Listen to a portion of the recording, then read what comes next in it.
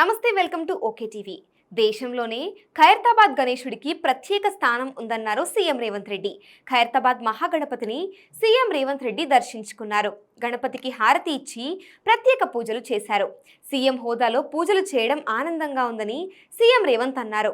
ఒక్క అడుగుతో మొదలైన ఖైరతాబాద్ గణేష్ ఇప్పుడు ఈ స్థాయికి చేరుకుందన్నారు. 71 సంవత్సరాలుగా ఖైరతాబాద్ వినాయకుడికి ఘనంగా పూజలు జరుగుతున్నాయని చెప్పారు. నగరంలో ఎన్ని విగ్రహాలున్నా ఈ మహాగణపతికి పోటీ లేదు, సరిరారు అని అన్నారు.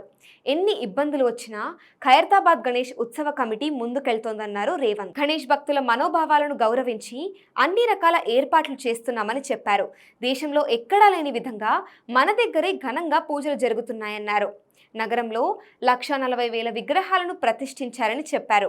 ఎక్కడా లేని విధంగా గణపతి మండపాలకు ఉచిత విద్యుత్ను అందిస్తున్నామని సీఎం చెప్పారు. ఆదివారం ఉదయం 6 గంటలకు ఖైరతాబాద్ మహాగణేష్ శోభాయాత్ర ప్రారంభం కానుంది. ఇందుకు సంబంధించిన అన్ని ఏర్పాట్లను అధికారులు రెడీ చేశారు. మహాగణపతి శోభాయాత్రను చేసేందుకు భక్తులు భారీగా తరలి వస్తుండటంతో భారీ భద్రతను ఏర్పాటు చేస్తున్నారు. ఎలాంటి అవాంఛనీయ ఘటనలు జరగకుండా జాగ్రత్తలు తీసుకుంటున్నారు. మధ్యాహ్నం 1 గంటలోపు మహాగణపతి నిమజ్జనాన్ని పూర్తి చేసేలా అధికారులు ప్లాన్ చేస్తున్నారు. మహాగణపతిని ట్యాంక్ బండ్లోని క్రేన్ నంబర్ 4 దగ్గర నిమజ్జనం చేయనున్నారు. Thank you for watching okay.